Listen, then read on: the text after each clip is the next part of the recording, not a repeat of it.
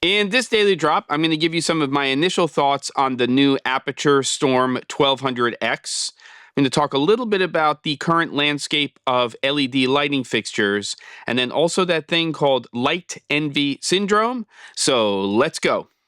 All right, everybody, brand new week here on the C47's channel and a brand new daily drop. And I am shooting this on Sunday for Monday. It's my birthday. I'm going to keep it kind of short today, but I did want to talk a little bit about a relatively big announcement that happened just before IBC in Amsterdam, which is the new Aputure 1200X. At Cinegear this year down in Los Angeles, I actually got to go into a little room and sit down with Tim and Brandon and a couple of people from Aputure and take a look at where they were going with this new technology, this new light engine, as it were. And it was pretty exciting, quite honestly. After doing that, I completely forgot about it because there's a lot of things going on and you just don't think about stuff like that every single day. Well, maybe you do, but I didn't. But it was exciting. And the most exciting thing to me about this new light fixture, and I know that Ted and Tim and the whole team at Aputure had a lot to do with this, is they decided that what they wanted to do was create a line of light fixtures that was really focused on creating the absolute best white light. And this is something I have been on a soapbox standing on a soapbox about for a long time, because ultimately when it comes to all of these LED fixtures, what we are most likely looking for in almost every situation is somewhere in that 2000 to 8,000 Kelvin range. Really, that 3200 to 5600 range is sort of our core in terms of correlated color temperature, but the honest kind of, application of white light goes much warmer and cooler than that, especially when you start to think about how sunlight reacts and the fact that sunlight is not always, it's almost never actually at 55 or 5600 Kelvin. So exciting to see a company really focusing on that. I don't think this will be the first. They have this new Blair light engine, which is made of 5 emitters. Obviously, there's more of those inside of there, but 5 distinct ones: blue, lime, amber, indigo, and red. Not to create color. That's a whole different product line, and Ted sort of hinted to that in the presentation, but it's this Blair light engine, which is really the new thing in this 1200X. Some other very cool things in terms of dimming curves, in terms of actual output because of the efficiency of the fixture, the consistency of output over different correlated color temperatures, and if I'm correct, I believe we're going from 2500 all the way up to 10,000 Kelvin with this fixture. And then on top of that, the full green magenta shift that you can make. And I've talked about green and magenta and the two basic applications of using that feature inside of a light fixture. The first one is just to correct if you were using something like a C800 spectrometer from Sekonic, where there is, from the actual fixture itself, a skew just slightly green, slightly magenta. Over the life of an LED fixture, that might shift too. So having the ability to shift that is very important. But more often than that are situations where you're going into a space where there is some sort of skew towards magenta or towards green, and being able to take the fixtures that you're using and match them to the overall shift that is naturally occurring, maybe because it's daylight coming into a window through blinds or whatever it is, and the color temperature shifting, but it's right outside and there's grass and that's bouncing off and coming in and being factored in there. So maybe it's skewing a little green. Maybe it's skewing a little magenta for some reason because of what it's coming in through the windows. Or you might have practicals in the space that are also shifted more green or more magenta. So having having that feature in there is very important. The new Pro Lock, I believe they're calling it Bowen's mount, is also a welcome addition in terms of being able to deal with especially those larger modifiers.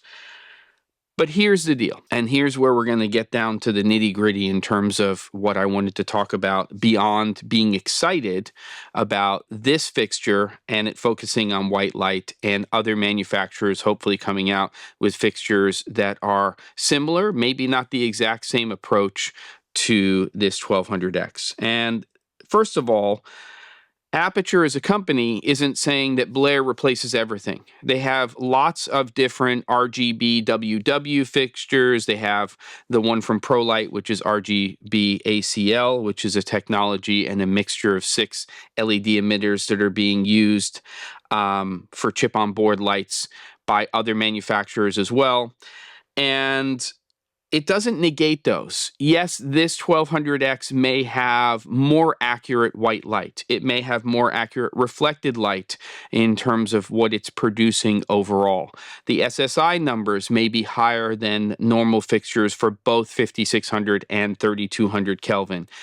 But it doesn't mean that all of those lights that you have now don't mean anything or they're useless. Think about the feature films that have been made in just the last decade, in the last 10 years, and how many of those features are using LED technology, and the fact that, you know, skin tones look great.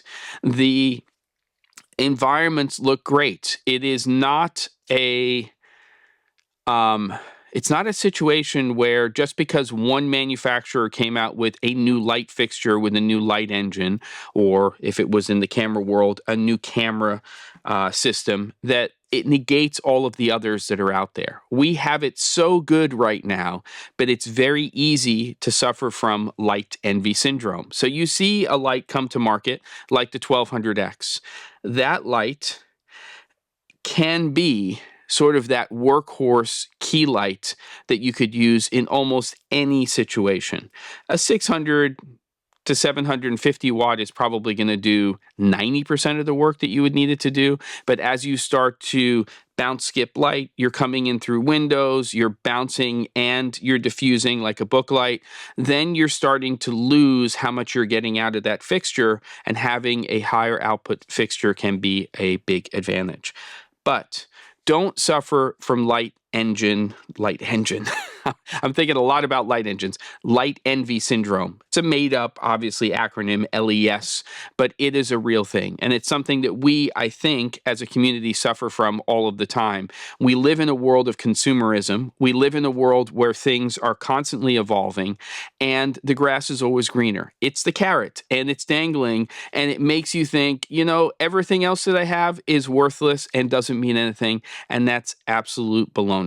If it was, and it was something that shouldn't be out there, and it is now being replaced by this unicorn fixture, then we might as well just get rid of everything and then just start from scratch. And we know that that's not the situation. We know that you can go out there and take any relatively modern LED fixture that has good numbers in terms of CRI, TLCI, SSI scores, and you can produce great content. So those fixtures that you have, most likely, unless they're extremely old and they're skewing super green or super magenta, if they're producing good quality white light, they should be in your arsenal. They should still be part of your kit, but it's exciting to see that the technology of LED lighting in particular is evolving.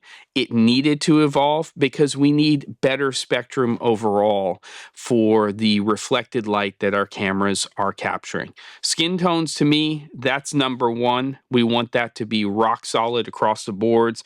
We do want the reflected light coming off of objects in the real world to be that way. And I kind of like that we're starting to see this separation, because in the future, I would love a world where we have fixtures that are designed specifically for white light, which would be for your talent, lighting subject matter, things like that. And then we start to get into color fixtures when it comes to having the most accurate, most full spectrum color that is produced by a light. But that's projected light, which will then get picked up by the camera system as well. We'll see how this all plays together. I think there's a lot of stuff that's going to go on in this particular space over the next few years. I'm excited to see what it is. Don't forget to. And I'll see you on the next episode of The Daily Drop.